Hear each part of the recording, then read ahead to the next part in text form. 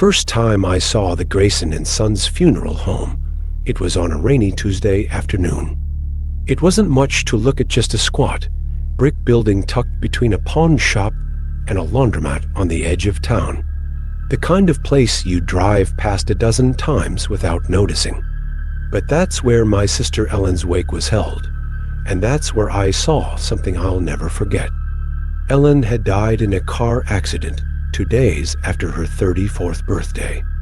She was the kind of person who lit up a room, who always had time for everyone.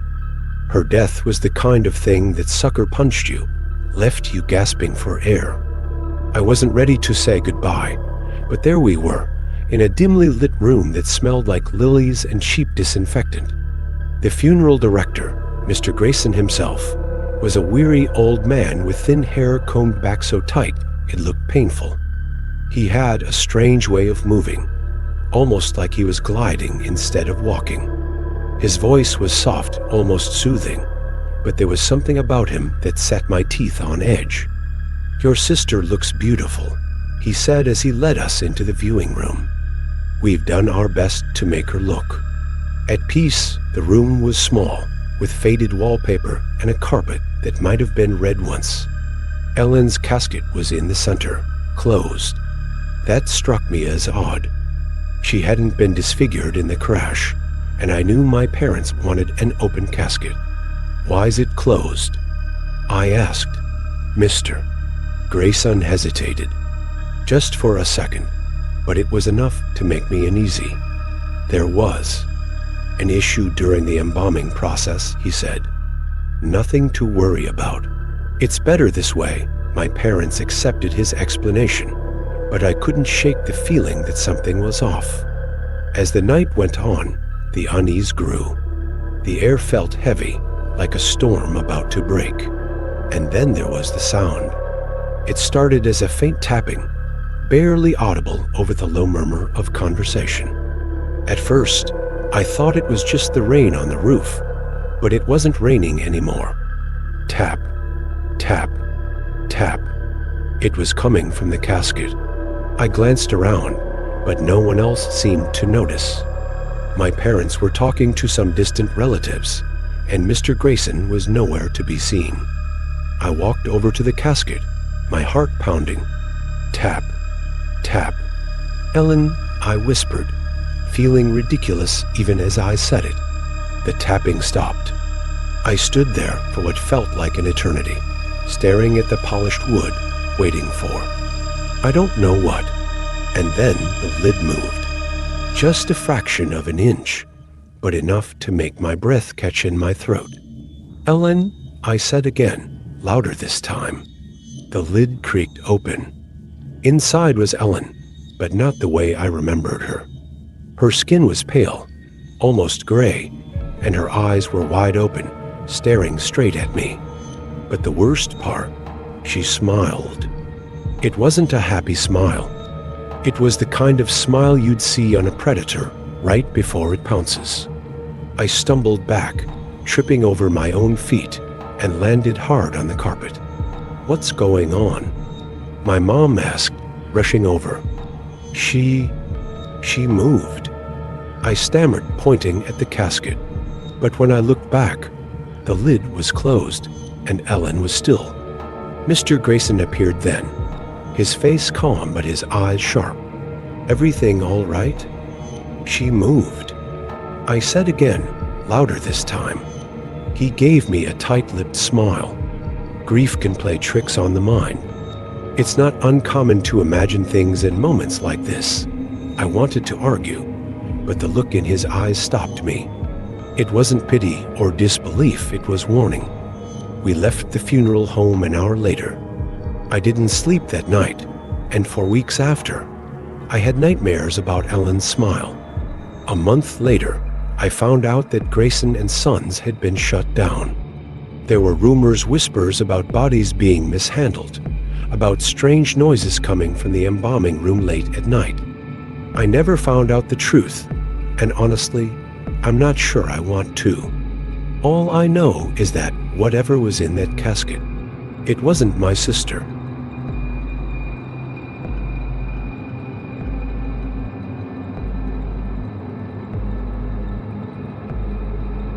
When I was 17, my Uncle Rick called me out of the blue with a job offer.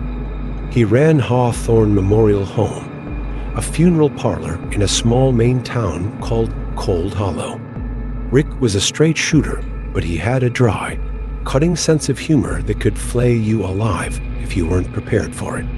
"You want to learn about the great equalizer, kid?" he'd said, chuckling. I figured it was better than flipping burgers all summer. So, a week later, I found myself sweeping up ashes, driving a clunky hearse, and avoiding eye contact with the embalming room. It wasn't a bad gig, really. People came in sad, grieving, sometimes angry. You learned to nod sympathetically, say a few solemn words, and keep your mouth shut. But then there was the Burroughs family. They arrived one rainy afternoon in June, bringing with them a sense of unease I couldn't shake. The patriarch, Alfred Burroughs, had died the night before, a heart attack in his sleep. His wife, Mary Ann, and their son, Jacob, came to make the arrangements. They were polite, but their eyes darted around the funeral parlor like they were waiting for something or someone to show up. "It needs to be a closed casket," Mary Ann said firmly, her hand trembling as she slid Uncle Rick a thick envelope. He wouldn't want anyone to see. Rick didn't bat an eye at the cash or the request. "Of course," he said. "We'll handle everything." That night, Rick sent me to the prep room with instructions to tidy up the body. I didn't usually deal with the corpses. My job was hauling flowers or folding memorial pamphlets, but Rick had a poker game, and I wasn't about to let him think I couldn't handle it. Alfred Burroughs was a big man, and not just tall. He looked swollen, like he'd spent the last month marinating in salt water. His skin was pale, stretched too tight, and his lips were tinged blue. I couldn't help but notice how his fingernails were splintered, like he'd clawed at something with all his might. That was my first red flag. The second came when I leaned in to adjust his tie and heard a faint noise. At first, I thought it was the overhead fan, a soft, irregular thumping. But when I held still, I realized it was coming from the body, from inside the casket. I froze, every nerve in my body screaming at me to run, but morbid curiosity, or plain stupidity, kept me rooted. I placed my ear closer to Alfred's chest. The sound was muffled, almost like a heartbeat, but slower. Too slow. "Rick," I called out, my voice cracking. No answer. Just the rain hammering the roof. Then Alfred's chest rose. I stumbled back, knocking over a tray of tools. His eyelids didn't open. His lips didn't move, but his chest heaved once more, a deep, shuddering breath like someone trying to break the surface of a lake. I ran upstairs, shaking so hard I could barely explain what I'd seen. Rick's response? A grunt. "It happens sometimes," he said, lighting a cigarette like we were talking about the Red Sox. Gas buildup. "Relax," he didn't believe me. I knew it. That night, I couldn't sleep. I kept thinking about the Burroughs family, about Mary Ann's insistence on a closed casket, about Jacob's hollow, darting eyes, and about Alfred's broken fingernails. The next morning, I arrived early to find the parlor locked. Rick's car was in the driveway, but the lights were off. I pounded on the door until my knuckles were raw, but no one answered. So I broke in. The smell hit me first, an overwhelming, rancid stench that made my eyes water. I followed it to the prep room, where the casket lay wide open. Rick was slumped against the far wall, his neck twisted at an impossible angle, eyes wide with terror. Alfred Burroughs was gone. There was a trail, though.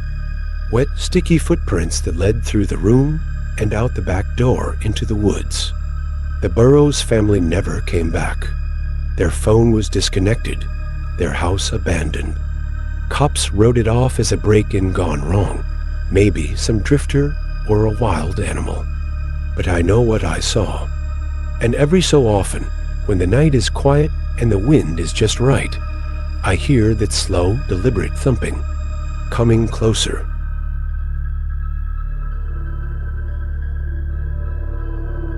When I got the job at Hollow Pines Funeral Home, I didn't expect much.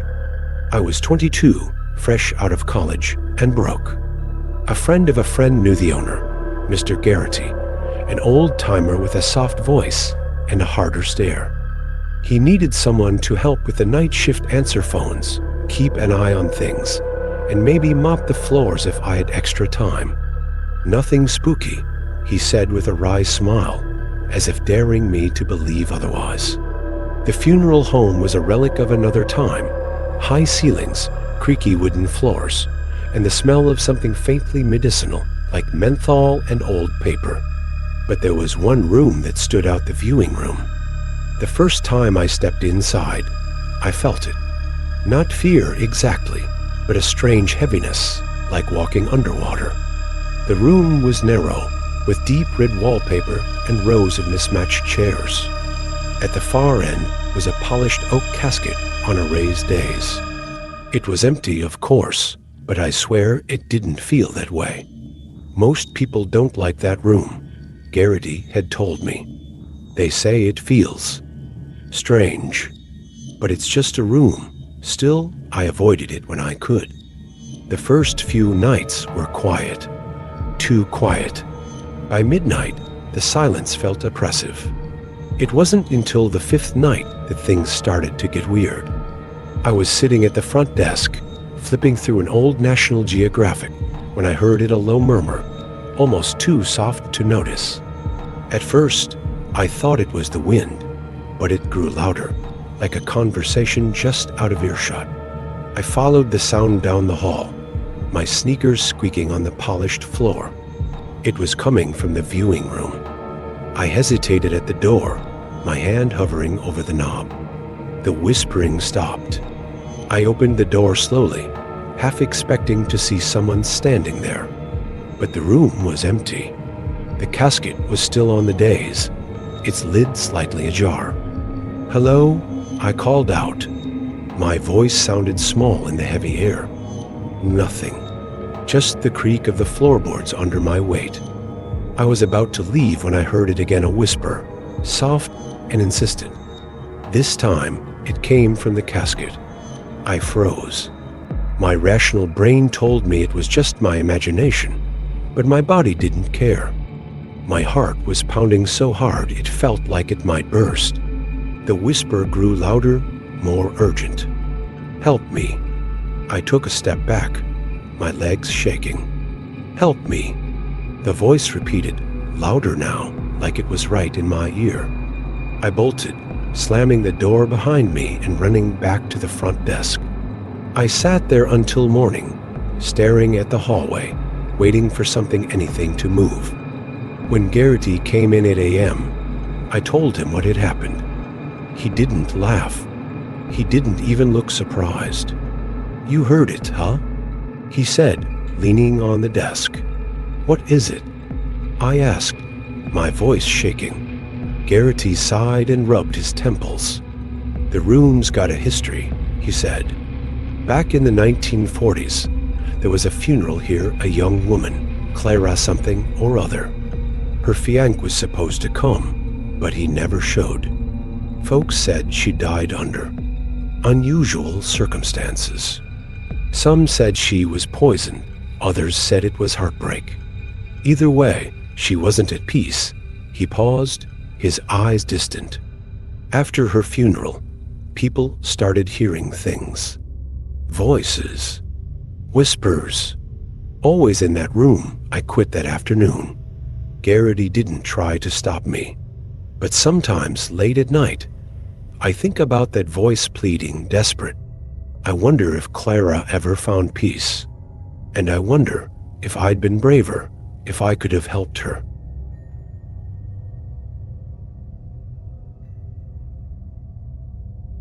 I never thought I'd see the inside of Willow Creek Funeral Home again. The last time was in 1979 for my mother's service when I was 15. Even then, The place gave me the creeps. A squat brick building with fogged-up windows and a cracked neon sign that buzzed faintly, like it was trying to tell you something. By 1992, I was 28, broke, and desperate for work. A sign outside said they needed a night attendant.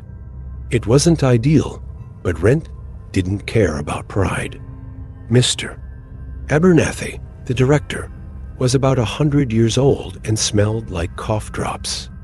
Mostly, you'll be here to answer the phone and keep an eye on things, he said, handing me a set of keys. Easy work. Just don't go messing around in the embalming room. Why not? I asked. He gave me a look I couldn't quite read, then shrugged. Superstition, he muttered. The first few nights were uneventful. I spent most of my time reading paperbacks and drinking bad coffee. The place was quiet, apart from the occasional hum of the refrigeration units. The embalming room, though it always felt colder than it should, like the air had teeth. Then, one Thursday night, everything changed. It started with the bell. In the prep room, there was an antique bell system an old Victorian relic Abernathy had kept for show. The idea, back in the day, was to tie a string from the bell to the wrist of the deceased. If someone wasn't quite as dead as they seemed, they could tug the string and let the living know.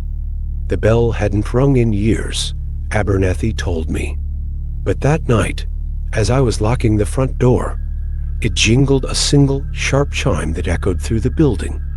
I froze, my hand on the deadbolt. "Hello," I called out, though I already knew I'd regret it. The bell rang again, longer this time, as if someone was pulling the string over and over. My heart pounded as I made my way to the prep room. The hallway stretched out like a bad dream, the fluorescent lights flickering overhead. When I reached the door, the bell stopped. The silence was so loud it hurt. I pushed the door open and stepped inside. The air was frigid, and the smell of formaldehyde was stronger than usual, making my stomach turn. And there it was, the bell swaying gently on its hook.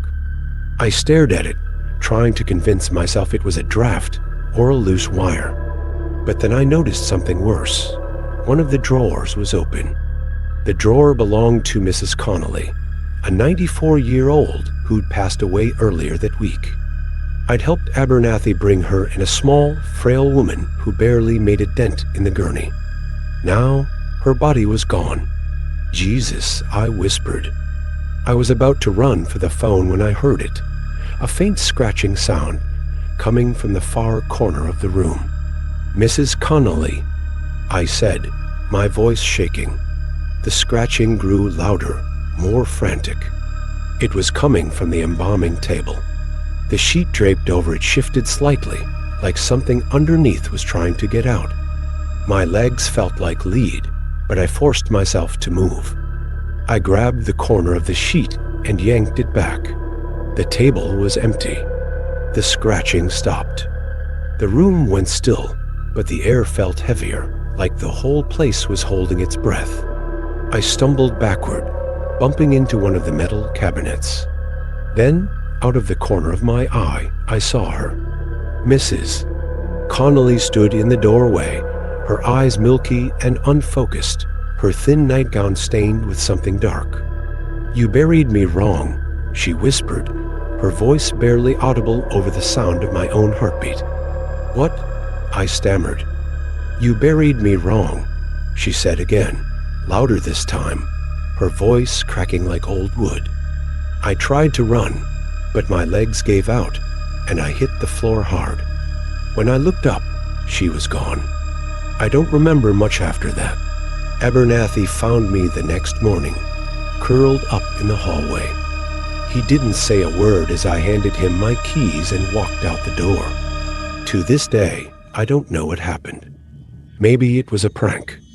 Maybe it was my mind playing tricks on me. Or maybe Mrs. Connolly was trying to tell me something. Sometimes, late at night, I think about that bell. I imagine it ringing, a sharp, insistent jingle cutting through the darkness. And I wonder if I'd listened, would things have turned out differently?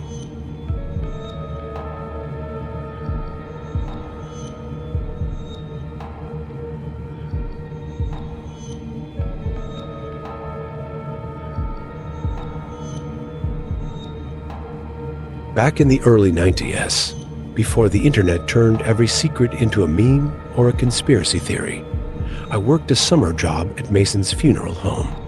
It wasn't the most glamorous gig, but it paid better than mowing lawns, and I figured it would give me some good stories to tell later. Turns out, I was right, though I don't tell this one often. Mason's was an old building, the kind of place where the wood paneling smelled faintly of mildew, and every step on the carpeted stairs sounded like a whisper. Mr. Mason himself was a weary man in his 60s, with sharp eyes and a perpetual smirk. He was a funeral director by day, an amateur taxidermist by night. Death's just a formality, he'd say with a wink, usually while stuffing a raccoon or polishing an urn. What matters is presentation. The weirdness started on my third week. Mr. Mason called me into his office, a dim, cluttered room that smelled like formaldehyde and pipe tobacco, and told me we had a special client coming in. Her name's Eleanor Breen, he said. Old family friend. Passed in her sleep, God rest her soul. This one's delicate. Delicate how? I asked. Mason hesitated, which wasn't like him. He was usually as blunt as a hammer. Let's just say Eleanor had particular wishes. You'll see, that afternoon, I helped him unload the body. Eleanor was small, almost childlike, wrapped in a pristine white sheet. Her face was peaceful, but her hands clenched tightly against her chest caught my attention. They were stained dark, like she'd been digging in wet soil. Gardener, Mason said quickly when he caught me staring. Always loved her roses. I nodded, though it didn't explain the faint scratches running up her arms. The family, if you could call them, that came in the next day. 3 people, all dressed in black, all eerily similar. Pale, tall, with sharp features and the kind of stillness that makes you uncomfortable. They didn't talk much, just handed Mason a folded piece of paper with Eleanor's final requests. I caught a glimpse of the list. It wasn't normal stuff like hymns or flower arrangements. It was specific. The casket must remain unlocked. A mirror must be placed inside the lid. Salt should be sprinkled around the perimeter of the burial plot. What's with the salt? I asked Mason later. Superstition, he said with a shrug, though his tone suggested otherwise. The funeral itself was uneventful. Quiet. Too quiet. The family didn't cry or hug or even speak. They just stood by the casket, staring down at Eleanor like they were waiting for something. That night, Mason asked me to stay late. We're moving her to the mausoleum, he said. Why? I thought she was being buried. Mason didn't answer. He just handed me a flashlight and a crowbar. The mausoleum was a stone building at the edge of the property, cold and damp even in summer. We wheeled Eleanor's casket inside and slid it onto a shelf. Mason muttered something under his breath, maybe a prayer, maybe just nerves before sealing the door. Go home, he said, handing me a $50 bill. Get some rest. I didn't sleep well that night. Around a.m., I woke up to the sound of scratching. At first, I thought it was just the elm tree outside my window, but the sound didn't match. It was rhythmic, deliberate. The next morning, Mason called me, his voice shaking. The family's coming back, he said. They want the casket open. What? Why? Just get here when I arrived. The pale trio was already waiting, their expressions as unreadable as ever. Mason looked like he hadn't slept. We opened the mausoleum together, the air inside thick and sour. Mason hesitated before lifting the casket lid. Eleanor's face was wrong. Her peaceful expression was gone, replaced with something that could only be described as fury. Her eyes, once closed, were wide open, bloodshot, and locked on the mirror inside the lid. Her hands, those strange, dirt-stained hands, had moved now pressed flat against the glass, like she was trying to push her way out. The family didn't scream or cry. Instead, they nodded, almost approvingly. "It's as we feared," one of them said. Mason tried to ask questions, but they silenced him with a single look. They took the casket that day, loading it into a hearse I hadn't seen before. As they drove off, one of them glanced back at me through the window. "I swear to God," he smiled. Mason shut down the funeral home a month later. He didn't tell me why, and I didn't ask. Sometimes I think about Eleanor Breen and her strange family. Sometimes I dream about those hands pressed against the glass. And sometimes when I wake in the middle of the night, I hear scratching.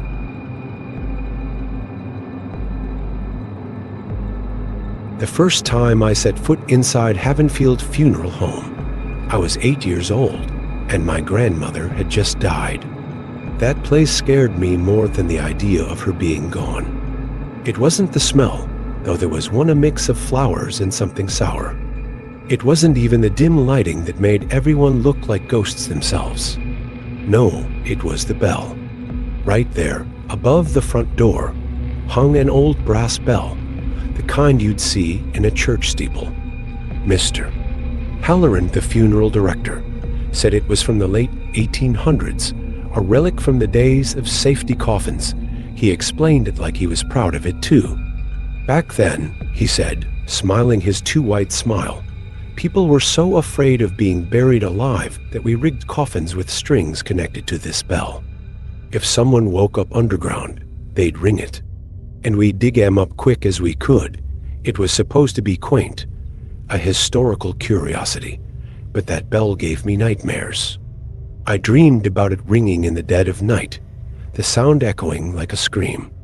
I never thought about it much after that. Not until years later, when I started working there. I was 17 when Mr. Halloran offered me a part-time job. He remembered me. Of course, small towns are like that, and said he could use some young hands around the place. It wasn't like I had a lot of options, so I said yes. The work wasn't hard, but it wasn't pleasant either. Cleaning, arranging flowers, setting up the viewing rooms.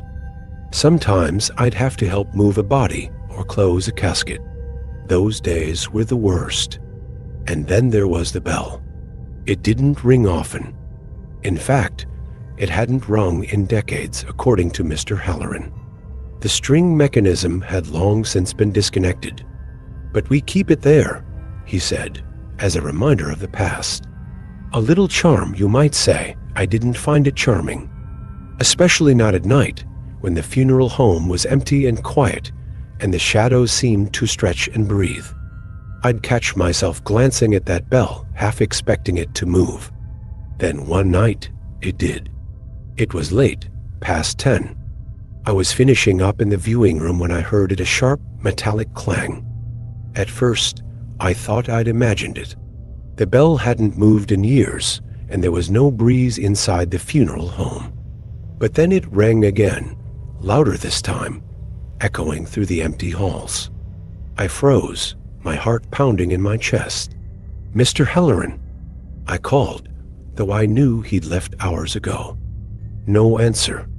I crept toward the front door, where the bell hung, swinging gently as if stirred by invisible hands. I stared at it, trying to convince myself it was some kind of draft or vibration from the street outside. But then I heard something else. A faint, muffled sound, like scratching. The sound was coming from the basement. I didn't want to go down there. Every instinct in my body screamed at me to run, to get out of that place, and never look back. But my legs moved anyway, like I was being pulled by some invisible force. The basement was colder than usual, the kind of cold that sinks into your bones. The scratching grew louder as I descended the stairs, until it wasn't scratching anymore, it was pounding.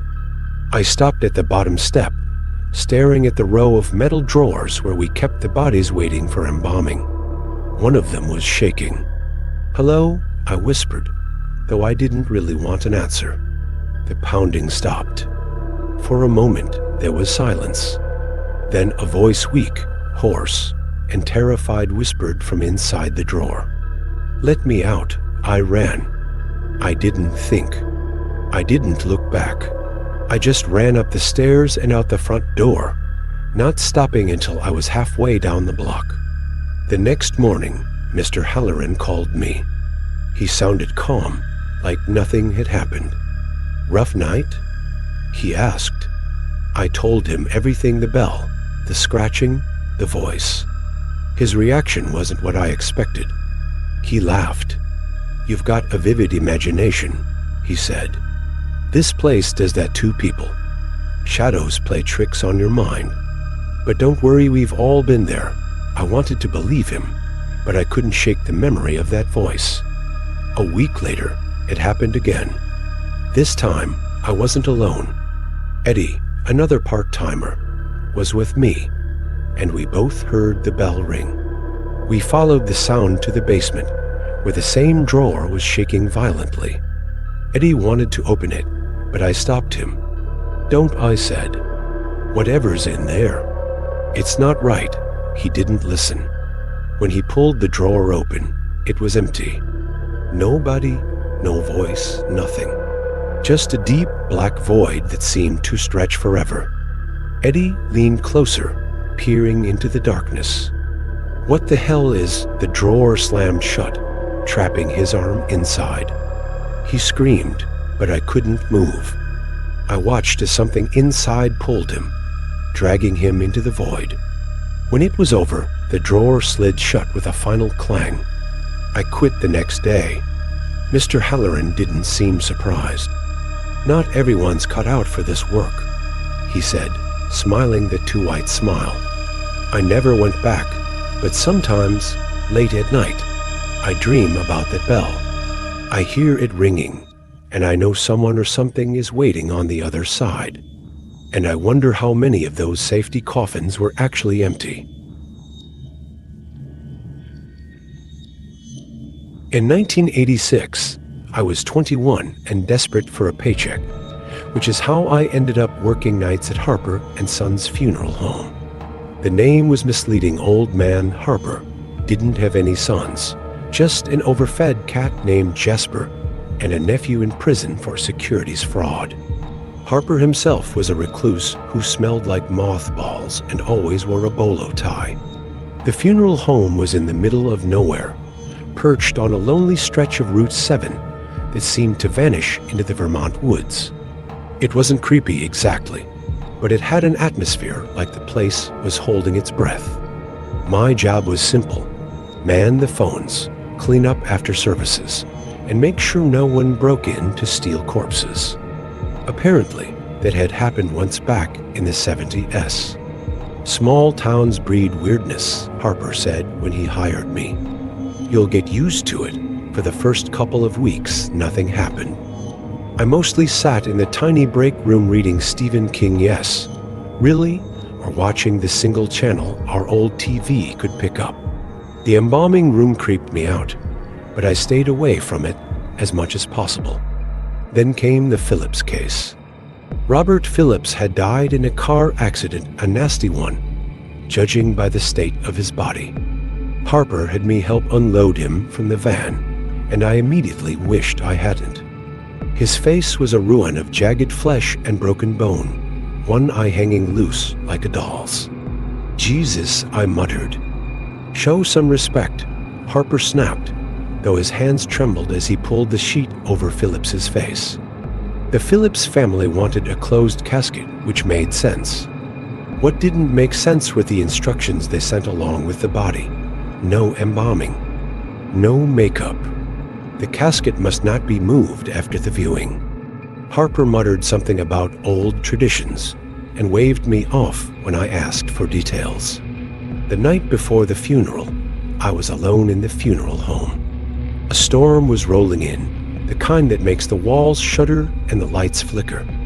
I was mopping the hallway outside the viewing room when I heard a soft thump. I froze, gripping the mop like a weapon. "Hello?" I called. No answer. Another thump, followed by a dragging sound, like someone pulling a heavy sack across the floor. It was coming from the viewing room. I told myself it was the wind, maybe a branch hitting the window. But when I pushed open the door, I saw the casket. It had moved. It wasn't a subtle shift either. The damn thing had slid halfway off its stand, one corner resting on the floor. My first thought was practical. Harper was going to kill me if I didn't fix it. My second thought was less rational. Why is there a handprint on the lid? The print was smeared, as if someone had pressed down and dragged their fingers across the wood. It was wet too, leaving streaks that gleamed faintly in the dim light. I wanted to run, but curiosity or stupidity kept me rooted. I reached out, my fingers trembling, and touched the lid. It was warm. Suddenly, the lights went out. I stumbled back, tripping over the mop and landing hard on my ass. The room was pitch black, the air heavy and damp. And then I heard it, a voice, low and guttural, speaking words I didn't understand. Ka Utra Voliv, the words scraped against my brain like nails on glass. They weren't meant for human ears. The lights flickered back on, and the room was empty. The casket was back on its stand, as if it had never moved. I didn't tell Harper what happened. He wouldn't have believed me anyway. The next day, the Phillips family arrived, their faces pale and drawn. They filed into the viewing room, silent as shadows, and closed the door behind them. I stayed at the front desk, trying not to think about the handprint. The service ended without incident, but as the family left, the youngest daughter, a girl no older than 10, stopped and looked at me. Her eyes were too large for her face, and they gleamed like whetstones. "He's not done," she said. "What?" Before I could press her, her mother grabbed her arm and pulled her outside. That night, I quit. I didn't even ask for my last paycheck. I don't know what happened to Robert Phillips, or why his family was so insistent on those strange rules. But sometimes, late at night, I hear that voice again, soft, guttural, and impossible to understand. And I wonder if he's still out there, waiting for someone to break the rules. When I was 17, I had a summer job at the Benton Memorial Funeral Home.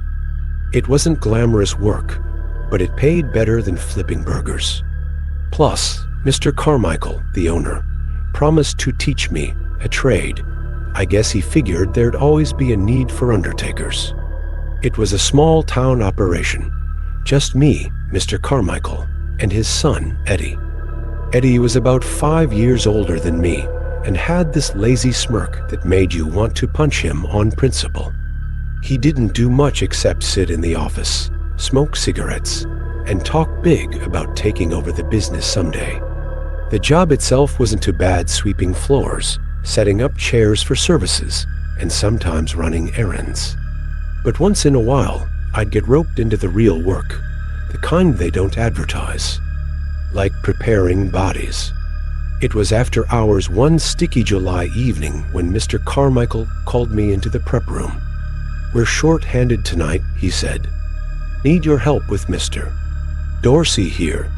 Mr. Dorsey had died the day before heart attack while mowing his lawn. He was already on the metal table, covered with a sheet, except for his feet sticking out at one end. I remember thinking they looked too pink, almost alive. Mr. Carmichael handed me a pair of gloves and a mask. "Don't worry, kid," he said. "The dead don't bite." Eddie, leaning against the doorway, chuckled. "Not unless you screw up." I didn't know then how wrong they both were. We just started the embalming process when I noticed something strange. Mr. Dorsey's hand twitched. At first, I thought I imagined it. Bodies can do that, right? Nerves firing one last time? But then it happened again, a slow curling of the fingers, like he was trying to grab something. "Oh, Mr. Carmichael," I said, stepping back. He didn't even look up. "Happens sometimes." Gas escaping, muscles contracting. Nothing to worry about, but I was worried. Because it wasn't just his hand. His chest rose and fell, just a little, like he was trying to breathe. "Are you sure he's dead as a doornail?" Eddie interrupted, his smirk fading. "You're just jumpy." First-timers always are. I wanted to believe him. But then Mr. Dorsey's eyes opened. They weren't the cloudy, vacant eyes you'd expect. They were sharp, focused, and they were looking right at me. I froze. For a long moment, no one said anything. Then Mr. Carmichael slapped the table hard, making me jump. "Eddie," he barked. "Hold his head." "Kid, get over here." I didn't move. "He's alive." "No, he's not," Mr. Carmichael snapped. "But if we don't finish this, he's gonna make a damn mess." Eddie grabbed Mr. Dorsey's head, pinning it down, but the old man was fighting. His arms flailed, his legs kicked, and a sound half gasp, half moan escaped his lips. "Hold him," Mr. Carmichael shouted, shoving me toward the table. I grabbed one of Mr. Dorsey's thrashing arms, my hands trembling. His skin was cold, but the way he moved, it felt too real, too alive. Mr. Carmichael worked fast, injecting something into the neck. "It's a spasm," he muttered, more to himself than to me. "Just a spasm. Happens when the nerves misfire," but even he didn't sound convinced. After what felt like an eternity, Mr. Dorsey went still again. Mr. Carmichael wiped his forehead with the back of his hand and muttered, "Damn it, Eddie. I told you to use the clamps." Eddie looked pale. "I did."